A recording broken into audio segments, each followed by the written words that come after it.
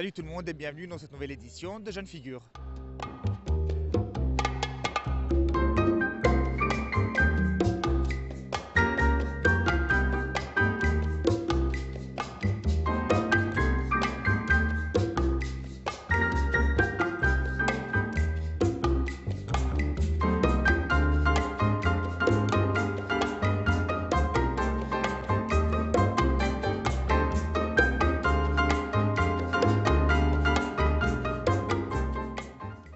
Mon invitée est professeure de français, mais elle est passionnée de la langue française.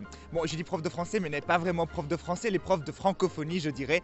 Elle voudrait être l'ambassadrice de cette langue, de cette culture. Et bien, j'ai le plaisir d'en parler davantage avec elle. Elle s'appelle Noura El Garhi. Noura, merci d'être notre compagnie aujourd'hui. Merci monsieur.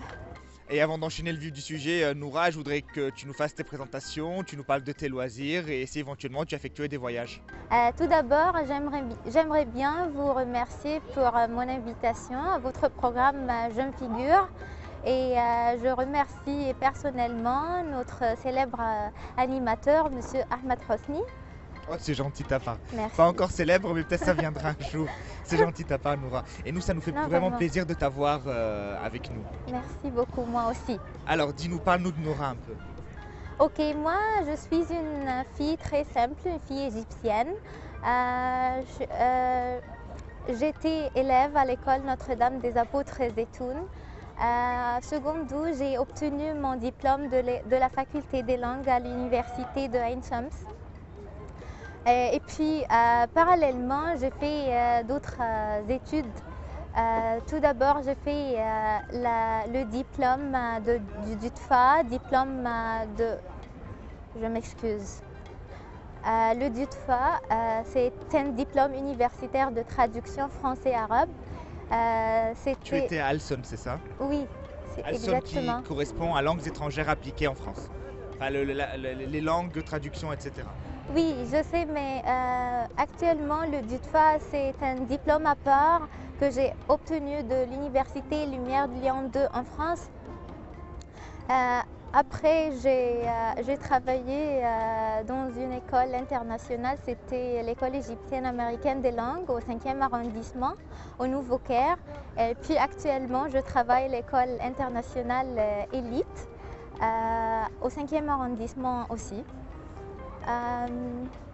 Pour mes loisirs, j'aime la lecture, mais la lecture sur Internet. Je lis pour Paulo Coelho, l'écrivain brésilien, en français et en anglais. Il y a des livres traduits pour lui. J'aime faire des sports comme la marche, la natation. J'aime passer le temps à écouter de la musique classique surtout. Et c'est tout.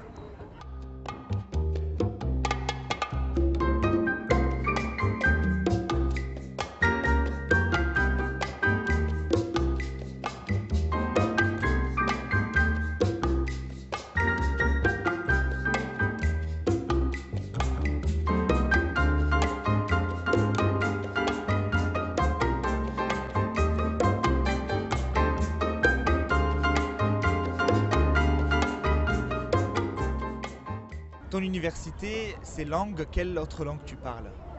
Je parle bien sûr, ma langue maternelle c'est l'arabe. Pour l'école et l'université, c'était la langue française comme première langue. Deuxième langue, c'est la langue anglaise. Je parle les deux fluemment. Je n'ai aucun problème de parler en anglais et de tenir une conversation pour une longue durée en anglais. You speak English very well. Yes, of course. Yes, of course.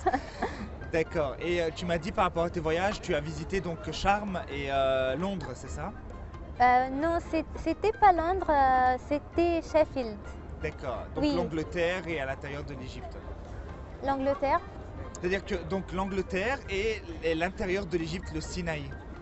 Donne-moi un Non, peu des impressions sur les deux endroits. Ça va pas exactement. Le Sinaï, c'était à Sharm el-Sheikh. C'était une visite d'une semaine. Ça va. Je passais un beau temps. C'était avec mon frère et ma soeur seulement. Nous étions nous les trois. Nous avons visité beaucoup de sites touristiques ailleurs. Nous avons passé beaucoup de temps dans un entourage bédouin. Comment dire, oui, c'était bédouin. On a mangé, on a goûté leur nourriture, leur thé, il est très délicieux. Et puis, bien sûr, nous sommes allés à la mer, à la piscine. C'était très intéressant. وصباحك يا سينا رسيتي في مراسينا صباحك يا سينا رسيتي في مراسينا تعالي حضننا الدافي ضمنا وبوسينا يا سينا يا سينا وصباحك يا سينا رسيتي في مراسينا وصباحك يا سينا رسيتي في مراسينا تعالي ضمنا الدافي ضمنا وبوسينا يا سينا يا سينا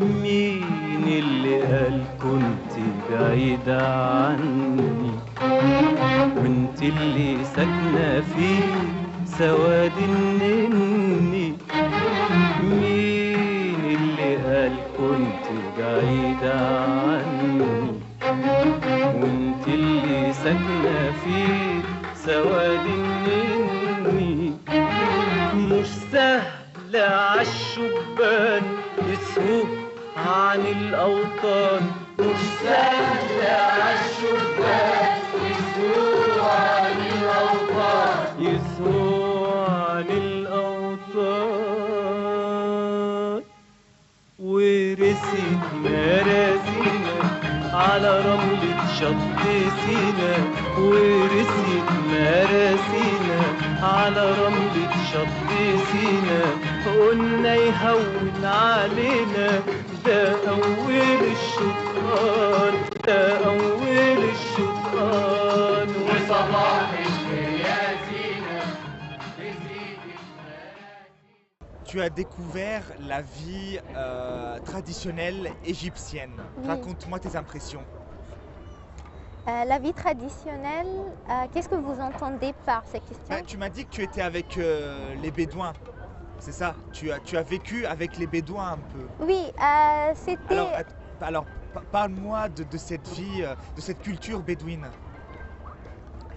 Non, ce que j'ai pas passé, j'ai pas passé longtemps, mais c'était par exemple l'entourage, comment ils sont assis par terre.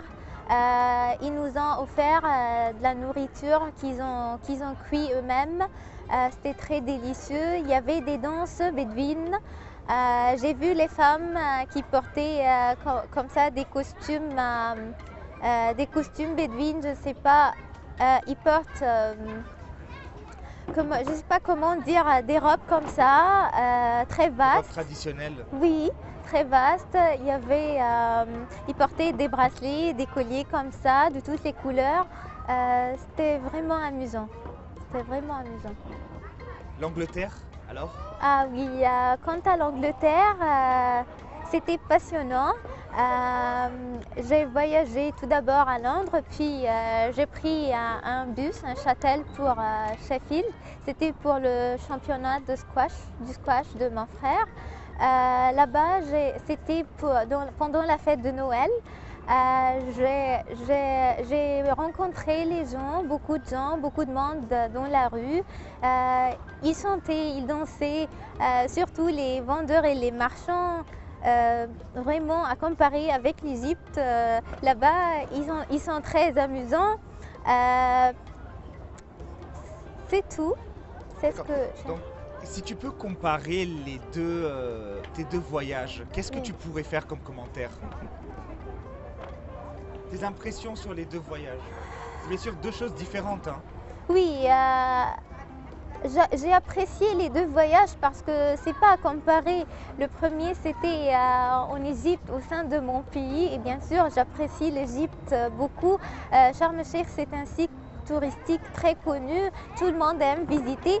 Quant à l'Angleterre, là-bas, quand j'ai rencontré des étrangers, ils m'ont demandé oh, tu es égyptienne, nous avons visité l'Égypte auparavant, c'est un grand pays qui occupe un rôle très important dans le monde oriental.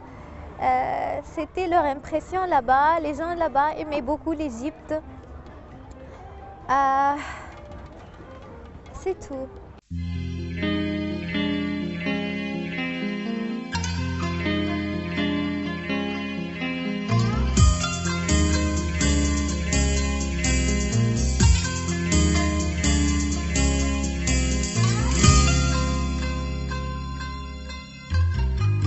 Tu es professeur, bon, on voudrait avoir une petite chronologie de toi. Comment tu es rentré dans l'enseignement? Après l'université, j'ai trouvé un poste vacant à l'École internationale américaine des langues. Là-bas, j'ai enseigné le cycle primaire d'abord pour, comme on peut dire, 3 ans et demi. Actuellement, j'enseigne à l'École élite internationale pour le cycle primaire et préparatoire. Comme enseignante de français, moi personnellement, j'adore la langue française et comme mission, je trouve que je dois la propager en Égypte. Comme tu le savais, l'Égypte est un pays francophone qui fait partie de l'Organisation internationale de la francophonie. Alors, étant francophone, notre mission, c'est de propager la langue.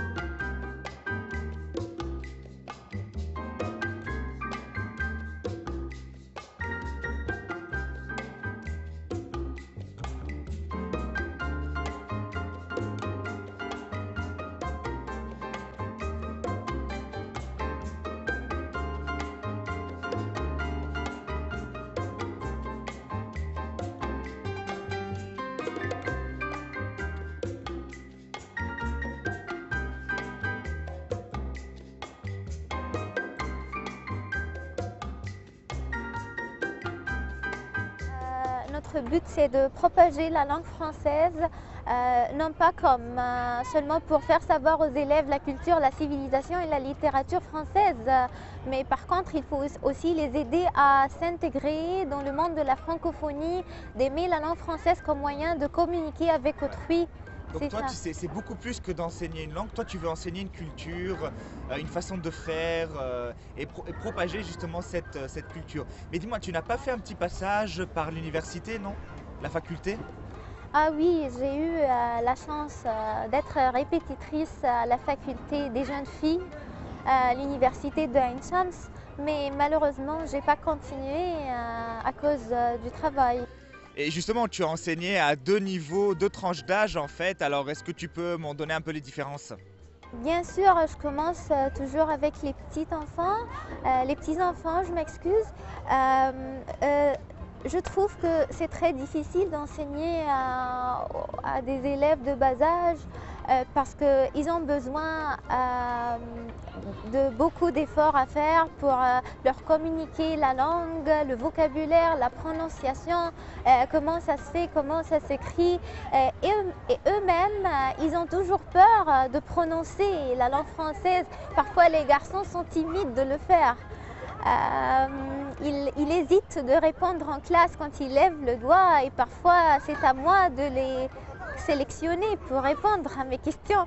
Quant aux élèves, aux étudiants à l'université, je trouve qu'ils s'engagent à participer, ils aiment la langue française et même je trouve que la manière de leur donner des devoirs ou des recherches, c'est beaucoup plus intéressant parce que ça les aide à trouver des documentations à faire, d'acquérir de nouvelles informations, comme ça. Et avec des universitaires, des étudiants, comment ça se passe? Je pense que c'est beaucoup plus facile qu'avec les petits-enfants parce que ils sont toujours calmes, ils sont là pour m'entendre, pour bien m'entendre, pour assimiler la leçon, ils veulent exploiter le temps, ils veulent gagner tout ce qu'ils peuvent de vocabulaire, c'est ça. Ils sont beaucoup plus intéressés, surtout que à l'université, ils trouvent la langue française, pour eux, c'est comme première langue. Vous voyez, mais à l'école, moi, j'enseigne à l'école le français comme deuxième langue étrangère. Alors, ils trouvent que le français est beaucoup plus facile que les étudiants à l'université. C'est pas à comparer. Sinon, comment tu te sens maintenant? Ça va? Oui. Ça va? Ça va très bien.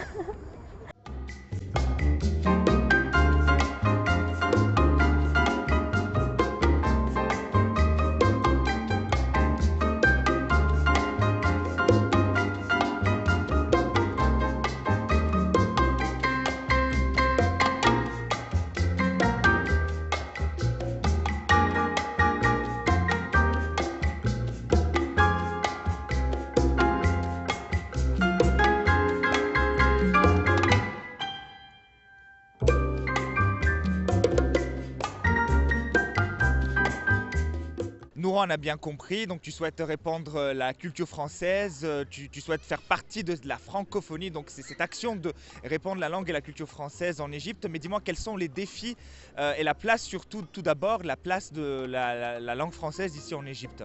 Je trouve que l'Égypte occupe une place cruciale, surtout qu'elle fait partie de l'Organisation internationale de la francophonie.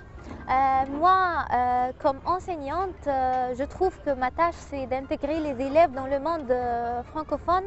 Et quand on me demande et on me dit « Qu'est-ce que vous entendez, madame, par la francophonie ?»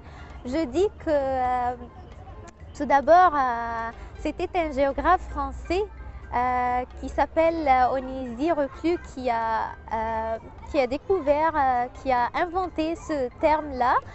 Et il voulait dire par ce terme, il voulait désigner les espaces géographiques, mais actuellement, ce terme désigne l'ensemble des peuples qui parlent partiellement ou entièrement français dans leur vie quotidienne. Je trouve pour la place qu'occupe la langue française en Égypte, elle occupe pas mal de place, mais je trouve que la langue anglaise occupe la première place, surtout dans les écoles et le marché de travail. Alors ça, bien sûr, c'est le défi de la langue et on va en parler un petit peu plus.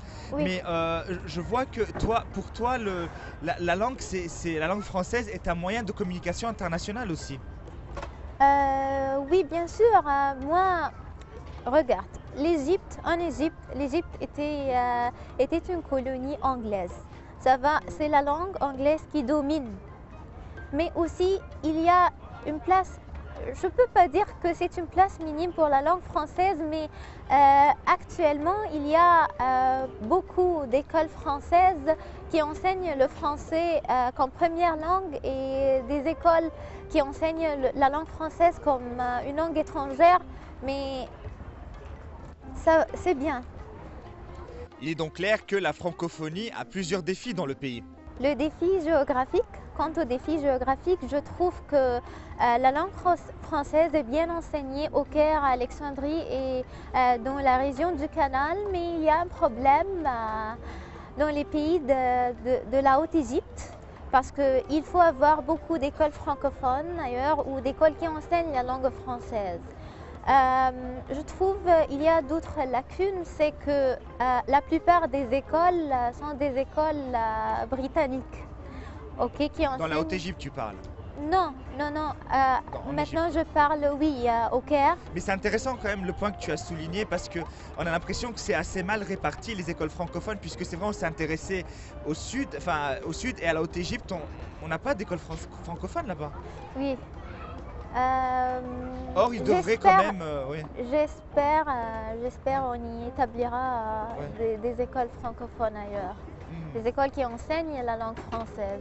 Oui, Oui. c'est vrai, on espère. Oui. Alors, et tu parlais donc de l'hégémonie, du monopole de l'anglais en Égypte. Oui, je trouve que l'anglais occupe pas mal de place dans les écoles et aussi les écoles publiques en Égypte. Tout le monde, tous les élèves préfèrent parler anglais, s'intéressent à l'anglais comme première langue étrangère parce qu'ils savent très bien qu'après l'école et après les études à l'université, ils vont travailler en anglais, en langue anglaise. Le marché, c'est ce que demande le marché du travail. Je trouve que il s'intéresse à la langue française comme deuxième langue et c'est pas mal aussi. Mais moi, quant à moi, étant enseignante de français, j'essaye à tout prix de les faire aimer la langue française à travers des activités comme des pièces théâtrales, par exemple des poésies, des poèmes. Je leur laisse libre cours d'écrire des poèmes par leur propre style, de les présenter devant leurs parents dans une fête ou une exposition théâtrale à l'école. Ça leur donne beaucoup de courage à s'intéresser et à parler la langue française. Toi qui aimes la francophonie, dis-moi comment on peut répondre cette langue à travers le pays.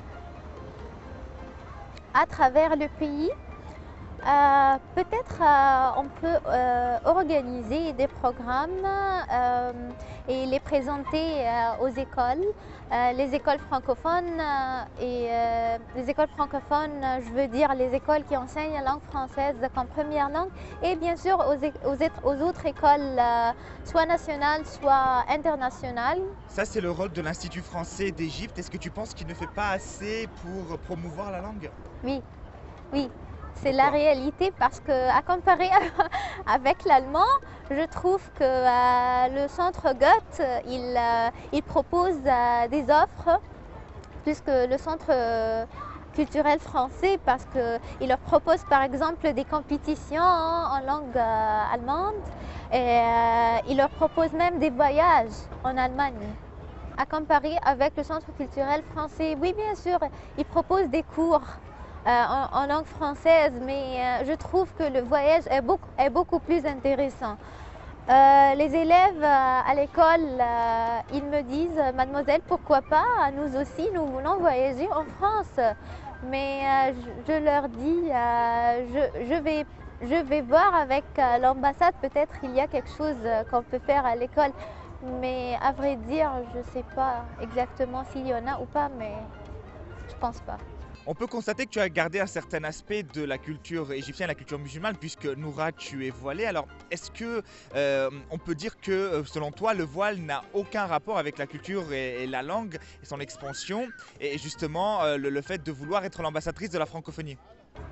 Je ne trouve pas de problème ici en Égypte concernant le voile et étant une enseignante de français. Je n'ai pas pensé à l'étranger, vraiment, mais ici en Égypte, ça n'a rien à faire avec le voile. Le voile me présente moi-même. C'est quelque chose de très personnel, c'est quelque chose de très religieux. Et je trouve que c'est la personnalité elle-même qui domine. Parce que moi, avant d'aller travailler dans des écoles internationales, je me proposais une question, est-ce qu'ils vont m'accepter ou pas avec le voile? Peut-être qu'ils peuvent préférer donner ces postes-là à des étrangers par exemple ou à d'autres profs qui ne sont pas voilés, mais ce n'est pas le cas en Égypte. Merci Dieu, ce n'est pas le cas en Égypte. Et quand je suis allée, oui, j'ai passé par une interview, des examens, j'ai rencontré un directeur américain, il m'a vu, il ne m'a rien dit, au contraire. D'accord, mais tu penses qu'il n'y a pas de problème à être voilé et de répandre la culture française, quoi. Non. Ça n'a rien à voir avec l'autre. Non du tout. Non du tout. Peut-être parce que l'Égypte, c'est un pays arabe musulman. Mais Je sais pas. Ça va, pour l'Égypte, ça va. D'accord. Oui. Puisque nous sommes en pleine célébration de la fête des mères, alors je voudrais que tu nous parles un peu de ta maman et quels sont les souvenirs les plus marquants que tu as fait avec elle. Actuellement, ma mère, si je parle de ma mère, je trouve qu'elle est la plus belle mère au monde. Elle m'a beaucoup supportée, elle m'a beaucoup aidée à mes études quand j'étais à l'école, et même à l'université. Actuellement, moi, j'aime beaucoup les sorties avec mes amis. Et comme vous le savez, notre pays maintenant ne vit pas une vie équilibrée. Alors, elle a beaucoup peur. Et elle me dit non, ne sors pas, c'est là. Mais moi, je préfère sortir. Je ne sais pas quoi faire pour qu'elle soit calme. Mais ça va. Elle s'inquiète pour toi quand même. Comment? Elle s'inquiète pour toi quand même. Oui, c'est ça. C'est là mon problème. À part ça, je trouve elle est très gentille. Elle me trouve comme. Ce n'est pas ma mère. Elle me trouve comme. Comment dire sa sœur aînée, par exemple. C'est ça. Qu'est-ce que tu veux lui dire pour la fête des mères? Je lui dis bonne fête, maman. Je te souhaite tout le bien et le succès du monde. Je t'aime beaucoup. Parlons maintenant de ton avenir. Comment tu te vois projeter dans les années à venir? Pour mon avenir, je pense actuellement, j'essaye de continuer mes études supérieures à l'université en parallèle avec mon travail. J'aimerais bien être chef de département français dans une école internationale, si Dieu veut. Je voulais même avoir mon propre école parce que après longtemps je serai professionnelle et j'aimerais bien avoir une école internationale qui enseigne la langue française comme première langue et j'aimerais bien montrer comment l'Égypte peut faire l'exemple d'un pays arabe musulman où il y a des écoles francophones excellent. Des écoles francophones. Pardon? Et la traduction? Et la traduction, je fais des traductions à part, à côté de mon travail. J'aimerais bien passer au bureau de traduction, faire des traductions en français, arabe, français. J'ai traduit auparavant des livres philosophiques. Que je ne me rappelle plus le nom. Oui, c'était un livre qui Ça parle. Ça t'a beaucoup marqué en tout cas. Oui, c'était un livre, c'était un écrivain libyen qui a écrit un livre philosophique en arabe. Il voulait le traduire en langue française. C'était trop difficile à faire, mais ça s'est bien passé. Eh bien, Noura El-Garhi, professeur de français, merci d'avoir été notre compagne aujourd'hui.